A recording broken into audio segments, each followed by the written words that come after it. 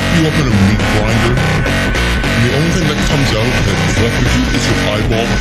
Probably